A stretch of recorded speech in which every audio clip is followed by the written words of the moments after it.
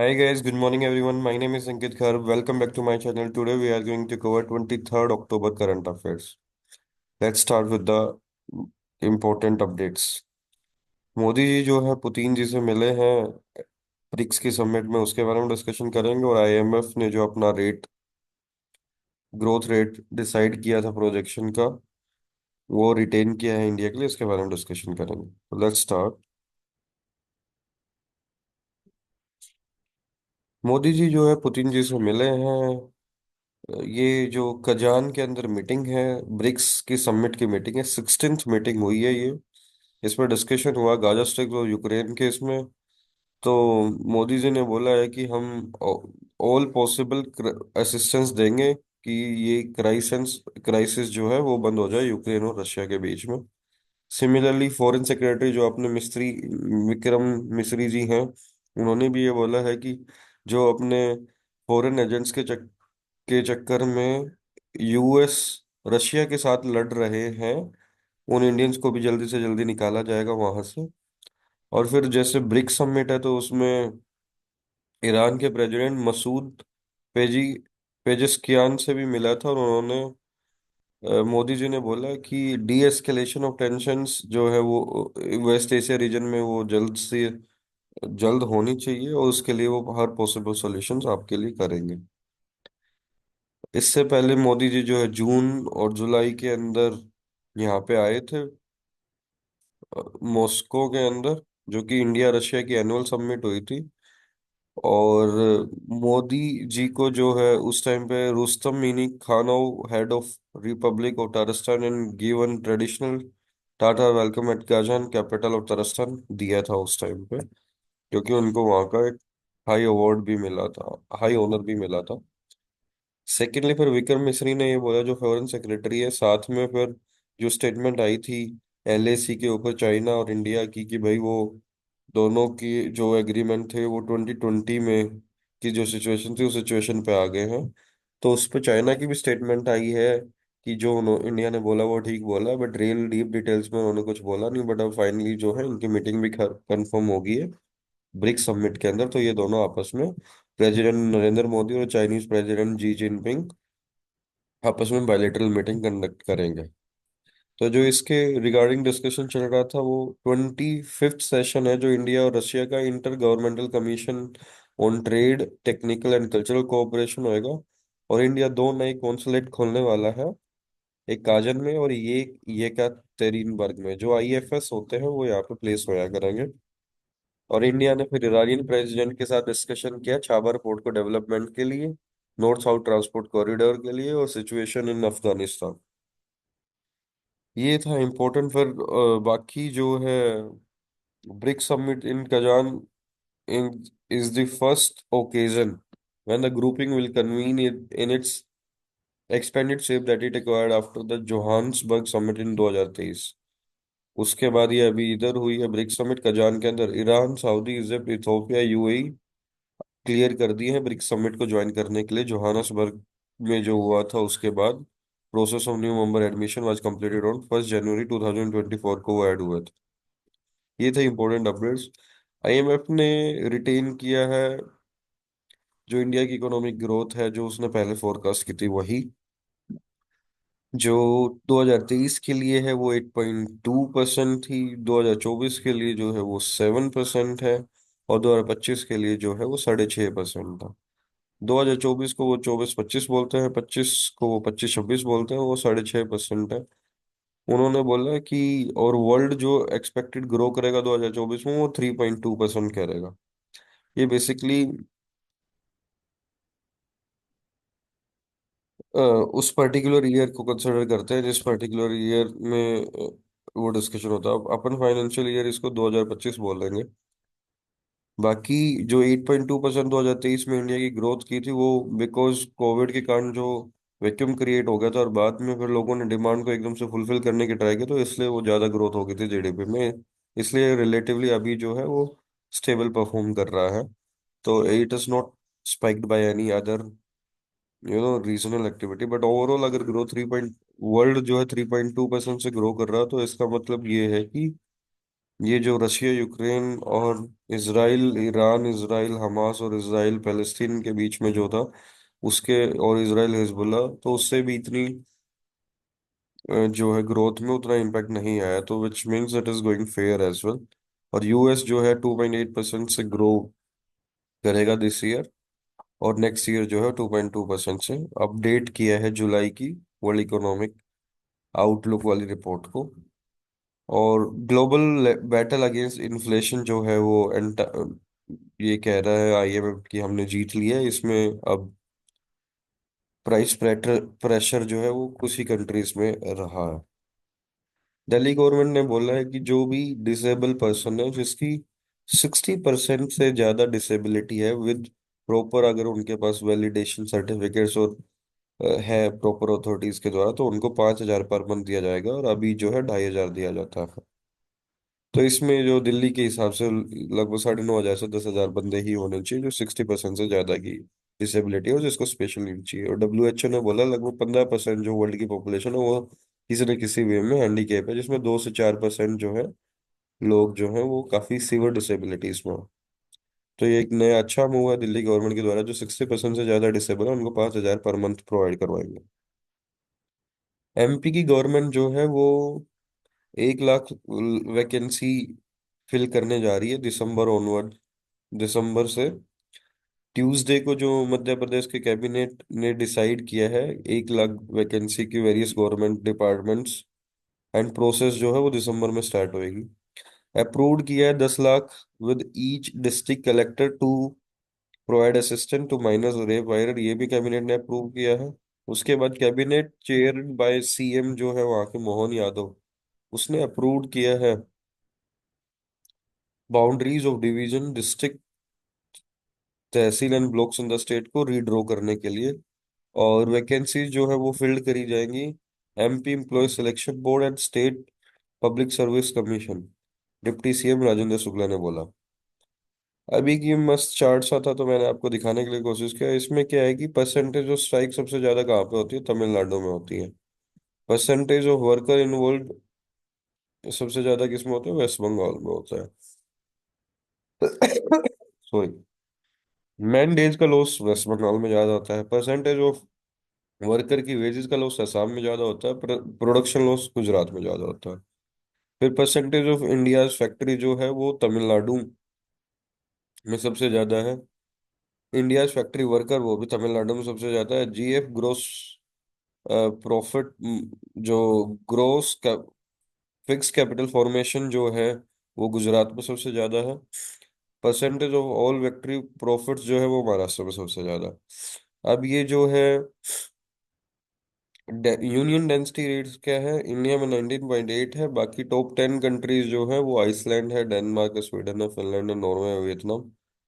Density, union density rate basically ऐसा ही रहता है कि यूनियन मेंबर के द्वारा जो रूल्स अप्लाई कर दिए जाते हैं कि इनको इतना पैसा मिलना चाहिए, तो उस पर्टिकुलर सिनेरियो में वो ईज ऑफ बिजनेस के लिए तो आसान नहीं है, बट ठीक है, वो सोशल सिक्योरिटी और सोशल बेनिफिट और लेबर वर्क रिफॉर्म्स के लिए अच्छा रहता है। तो इसमें रिलेटिवली इंडिया ठीक है, मिड में है, 19.8 में है। But union density rate basically ये होता है कि वेजेस या salary earn by the union members divided by the wages या salary earn by total labour workers. अभी रशिया के इन्वेजन के बाद, या जो भी ये शॉकिंग डाटा है, 2014 में लगभग 4.5 करोड़ लोग रहा करते यूक्रेन में, और अभी सिर्फ 3.5 करोड़, 1 करोड़ लोग डिस्प्लेस हो गए हैं। कुछ की तो डेथ भी हुई है, कुछ की वो भी है। सीसीपीए कंप्लेन, सिर्फ अकेले ओला इलेक्ट्रिक कंपनी जो कि ई2 व्हीकल करता है, उसके अलग 10,000 से भी ज्यादा कंप्लेन रजिस्टर हुई है। तो कंज्यूमर प्रोटेक्शन अथॉरिटी ने नोटिस किया है कि कंपनी को against the violation of consumer rights, misleading advertisement and unfair trade practices के बेस। यूपी में लेटेस्ट इन्वेस्टमेंट जो हेल्थ केयर प्रोजेक्ट पे हुए 1147 करोड़, यूपी के जो सीएम ने अनाउंस किया है। फाउंडेशन स्टोन बिल जिसका प्रोग्राम का किया है Sanjay Gandhi post graduate institute of medical science के अंदर। यूएई इन्वेस्ट कर रहा है राजस्थान की रिन्यूएबल एनर्जी के अंदर 3 lakh crore. Solar wind and hybrid projects होंगे 60 गीगावाट की कैपेसिटी के। Western district of state chief minister जो है भजनलाल शर्मा ने बोला है 250 गीगावाट का इंस्टॉल करने की कैपेसिटी सोलर प्लांट्स की राजस्थान के अंदर। इंडिया की फोर्थ न्यूक्लियर सबमरीन लॉन्च हुई है विद एडवांस्ड आर्म्स, जिसका जो कि शिप बिल्डिंग सेंटर विशाखापट्टनम से हुई है लास्ट वीक।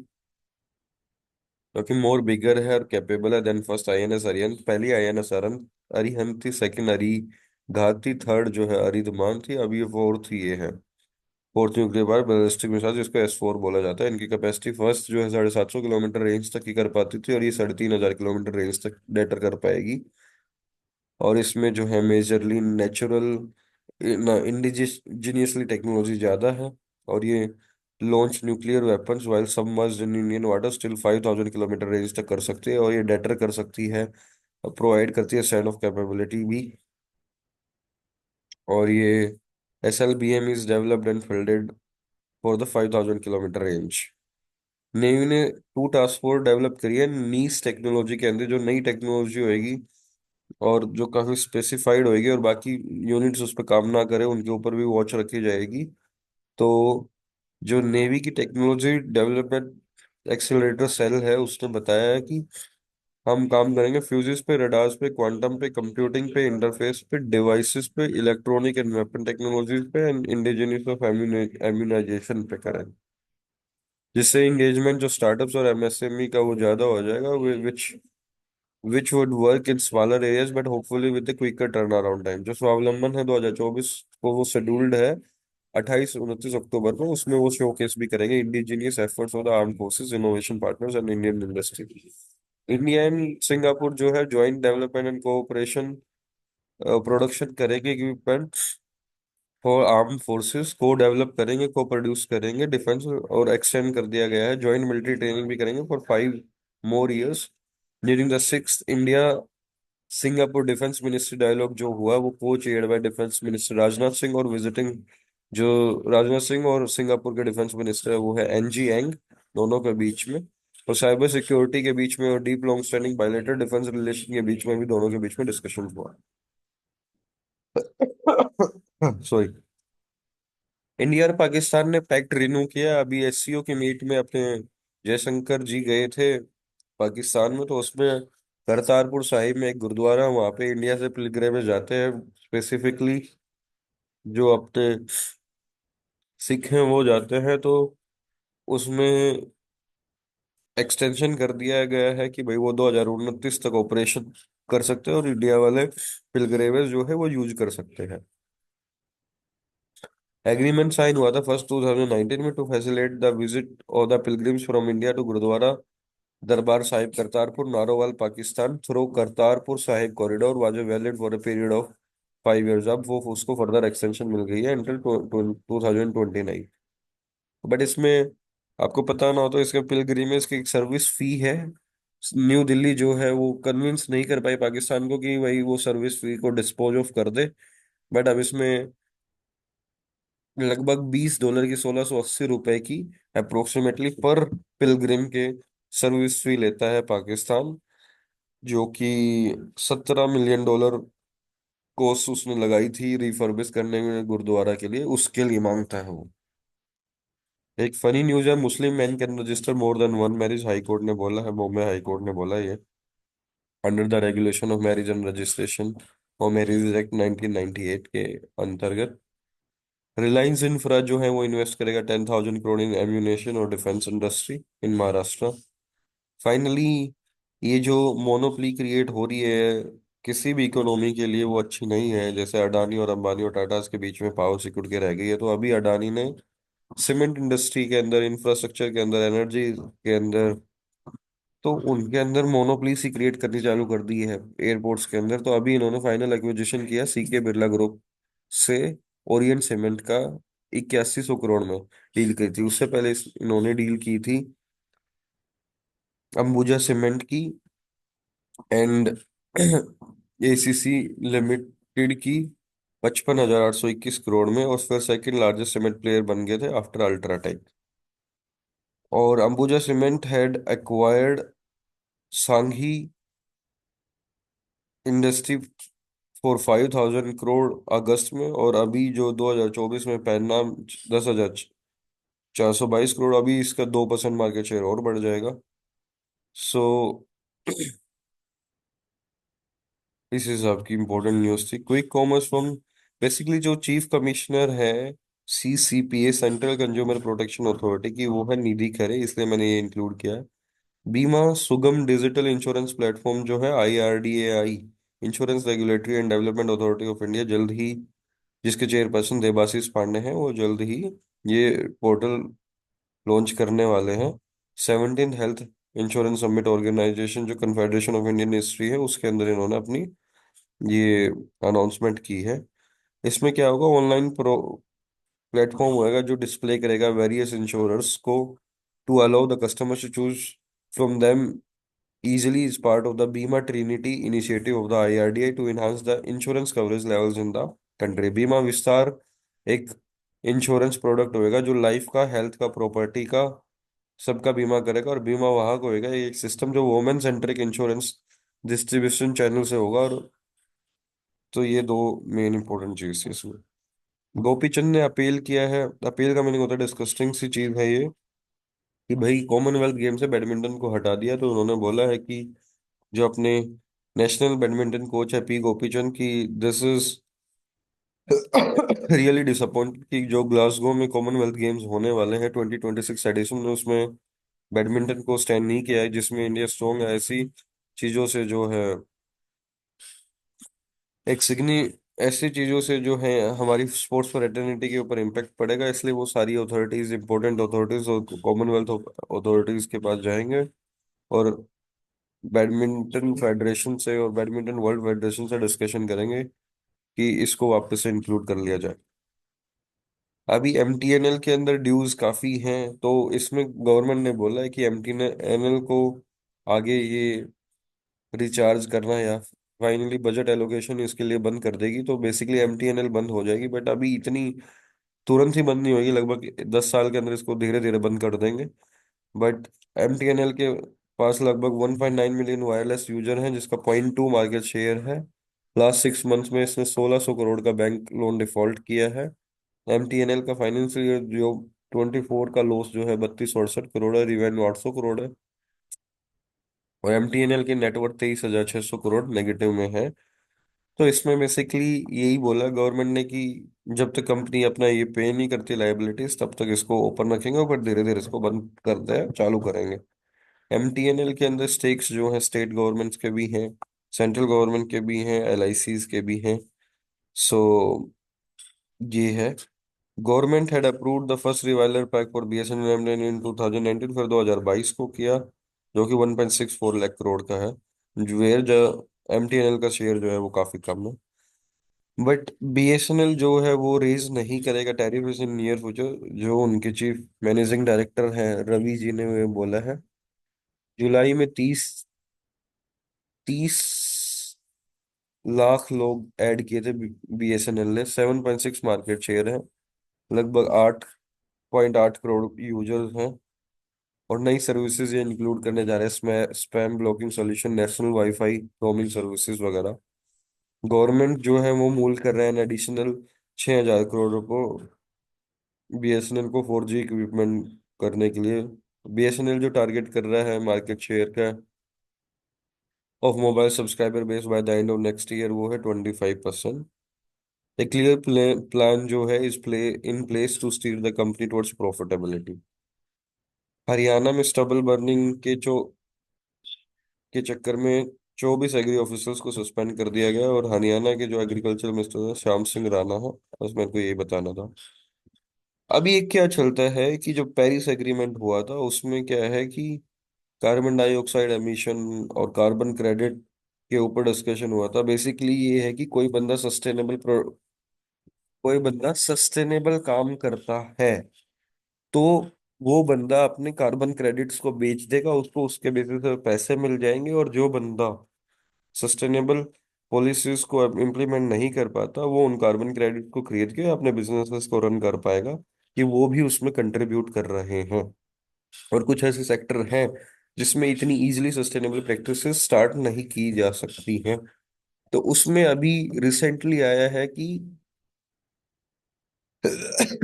एग्रीकल्चर सेक्टर के पास ह्यूज पोटेंशियल है कार्बन को सिक्वेस्टर करने का, मतलब एब्जॉर्ब करने का। तो उसमें जो है 8 small farmers across 8 state, UP, Madhya Pradesh, Haryana, Punjab, Maharashtra, will be financially rewarded with the carbon credit soon. Soon venture between domestic use major मैको और यूएस बेस्ड जो है इंडिको के अंदर बीच हुआ है, जिसमें वीरा करके एक कंपनी है जो सर्टिफाई करेगी, which is a global voluntary green house reduction program, जो सर्टिफाई करेगी कि इन्होंने सस्टेनेबल प्रैक्टिसेस से काम किया है। और वो अवार्ड करेगी फार्मर्स को in the next couple of months certifications of the carbon credit programs. तो उस पर्टिकुलर में जो अभी अंडर जो है वेरा के रिव्यू में है क्रेडिट इशुएंस जो है, तो यहाँ पे लगभग काम हो चुका है। इसमें क्या है कि कार्बन प्रोजेक्ट जो ऑफर करता है farmers who grow rice, wheat, cotton, maize, sugarcane, and agroforestry, the flexibility with multiple practice challenges, changes such as low tillage, direct seeded rice, nitrogen management and crop residue management. इसमें 80,000 farmers Haryana, Punjab, Maharashtra, Gujarat, Madhya Pradesh, Uttar Pradesh, Andhra Pradesh and Telangana के diverse crop जो है 40,000 hectare को उसको cover किया है। और फिर ये कंपनीज जैसे जो स्पेसिफिक सेक्टर्स हैं लाइक एविएशन है, माइनिंग है, मैन्युफैक्चरिंग है और फर्टिलाइजर्स है, ये अपनी कार्बन फुटप्रिंट्स नहीं कर पाएगी, तो ये यहाँ से क्रेडिट खरीद लेगी और फिर कंपनीज को बेचेगी या खुद भी करेगी। बट उससे जो रिवेन्यू जनरेट होएगा उसमें 75% रिवेन्यू जो है वो फार्मर्स को देगी। अरुणाचल प्रदेश में ड्रोन से डिलीवरी करी है भाई इंडिया पोस्ट ने, वो भी वो भी sky air mobility for carrying out the POC. Department carry out the POC on October 21 between Chowkham and Wakro post office located in Namsai and Lohit district respectively. ये कह रहा जा रहा कि ट्रांसमिशन टाइम ही नहीं but will also bring the reliability in transmission of mails as well as real time tracking भी। Rupee जो है रिकॉर्ड फॉल हो गया, 84 की वैल्यूएशन होगी अगेंस्ट $1। इसमें ये बोल रहे हैं mainly due to the foreign outflow जो है वो इक्विटी मार्केट से निकल के चाइना की तरफ शिफ्ट हो रहा है। क्रूड और स्ट्रॉन्ग डॉलर जो है index have also weighed on rupee dealer side. अभी one nation one gold rate भी इम्प्लीमेंट होने जा रहा है। All India gem jewellery and domestic council announce today it is working to implement it, ये सारे अक्रॉस कंट्री एक ही rate of price का। जोमेटो का प्रॉफिट देखो यार, जोमेटो ने जबरदस्त परफॉर्मेंस दी है। पहले उसका रिवेन्यू लगभग डबल के नियर हो गया, फिर EBITDA जो है अर्निंग प्रॉफिट जो 5 टाइम्स बढ़ गया, 226 करोड़, नेट प्रॉफिट 176 करोड़।